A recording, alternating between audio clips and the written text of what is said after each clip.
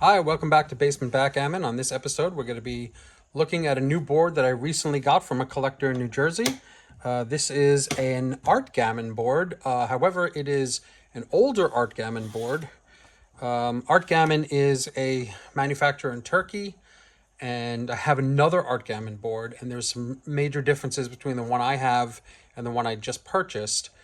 This is in excellent condition, and it comes with some features that are unusual now to ArtGammon, but may have been something he did when he was first starting manufacture.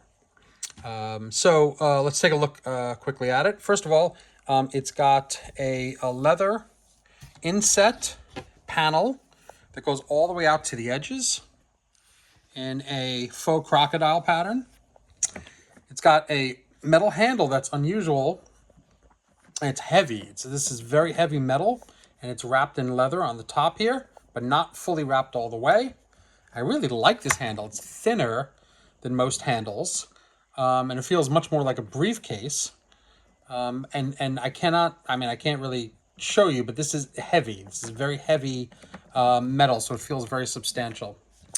The case also has a matching panel on the other side, a matching leather panel, and you will notice that the case is wood. It is not leather all around like the newer ArtGammon boards, which leads me to believe that this is an older model.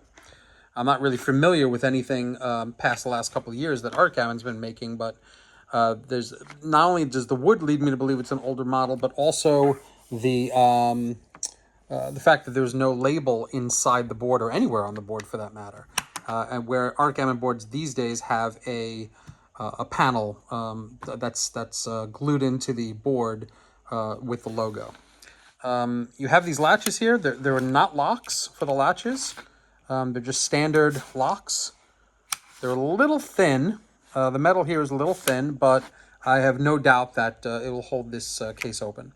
The other thing, which is very common for Turkish makers and not common for American makers, are the flat hinges. So these hinges are hidden hinges. They're completely flat to the board.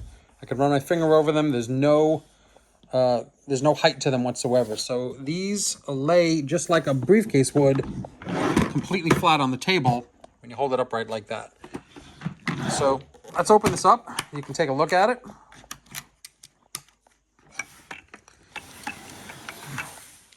This board is in brown and yellow. It's got a brown felt, which has a little bit of a little bit of a texture to it, and the texture runs one way. So when you smooth your hand this way, it's smooth, and when you come the other way, it's got a little bit of give to it. There's a word for that, and for some reason I can't think of it right now. And the points are printed on this felt very nicely. You can see, and they come to a point here, standard triangles. A little thin. Points are a little thin, but it works. You have your cup holders on one side and the other side, and then you have a scooped leather tray. This is leather for holding your checkers.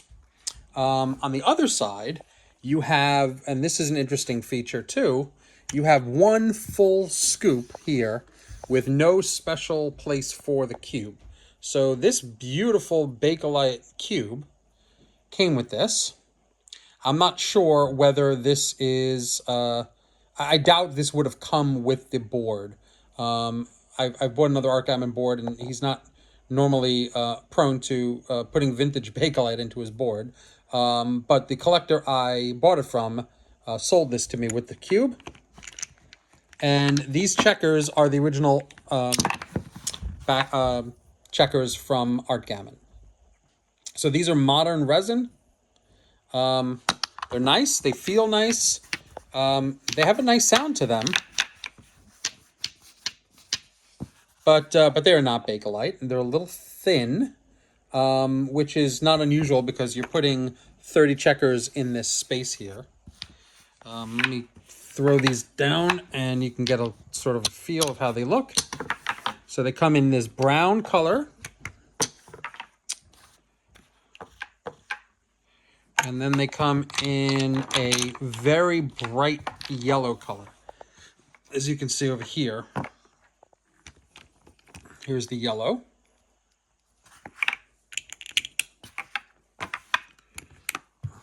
I'm not exactly sure how long ArtGammon has been manufacturing boards. I think it's about 15 years or so. I'm not 100% sure. Maybe somebody watching this can leave a comment and let me know. But most manufacturers, especially bespoke manufacturers and single, artisan manufacturers like ArtGammon, they go through an iteration process. They put out a board. It does well. Then on the next iteration, they improve a little bit. They add more features. Maybe they'll put a place just for the cube here and put a divider. Maybe they'll do 3x5 instead of 15 across. Maybe they'll change the cups, et cetera, et cetera. So there's a natural progression with those artisan boards. I think this is one of the first generation. I really don't know when this was made. But again, because there is no indication of the ArtGammon logo anywhere, it leads me to believe it's an older board. Plus, he normally doesn't use this kind of wood. This is very good wood and very well made, this board. But this is not the kind of... It's mostly wrapped in leather these days, the entire board that ArtGammon makes. These cups are very nice too. They're spun to fit into your hand, so they come into a sort of an hourglass shape. There is a little bit of a trip lip here, so it's just the wood comes out a little bit in the lip. And these were the dice that came with just 2 dice, a black and an orange precision die, 2 dice. I'll probably take that out and then add 2 of my own dice at some point. Let's do a test on the bar size. Pretty good. Doesn't quite fit the full checker, but very close. So definitely a reasonable bar size. And let's do the 6 across test. One thing I know about Ufuk, who runs ArtGammon, he's very good about fit and finish on his boards. And as you can see, there is very little slop. There's a perfect amount of slop here to enable you to move your checkers, but not enough that you would fall from one point to another with your checkers. And then how many across? It looks like we got 11 and a half going across. So decent size. It's a very substantial sized board. Let's take a look and see what this sounds like and how it plays. The checkers slide very smoothly across this belt. 6-1. Because of the wood, there's no cushioning on the wood. You're going to get that nice, I know a lot of people like this sound. They like the checkers hitting the wood and they can slam the checkers down. 6-1, here we go, 6-1. There you go. Let's keep rolling. Another 6-1, I'll match you, 6-1. Slam those down. See, these checkers are moving quite nicely over the felt. Maybe a little too smooth. 3-2. All right, I'll do 3 over and 2 down.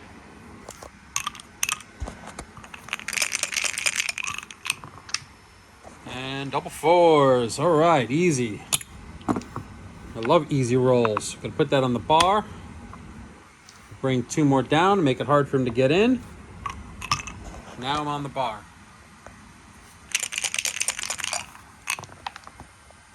4-2. That's a big miss, big whiff.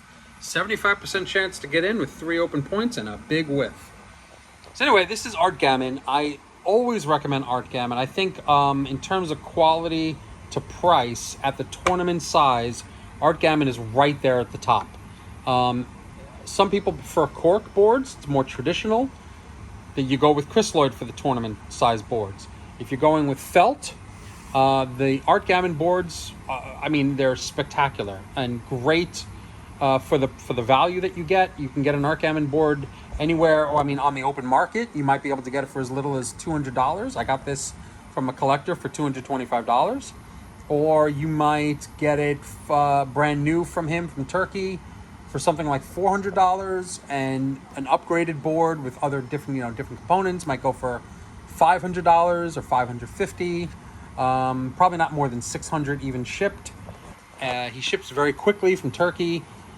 Just great components, and just a wonderful manufacturer. So, can't say enough good things about ArtGammon. Always love it, and I love that the hinges are flat. It's such a great feature. I wish all American manufacturers would use these hinges. So, that's it for now. I will see you again soon. Hope you enjoyed this. Thanks.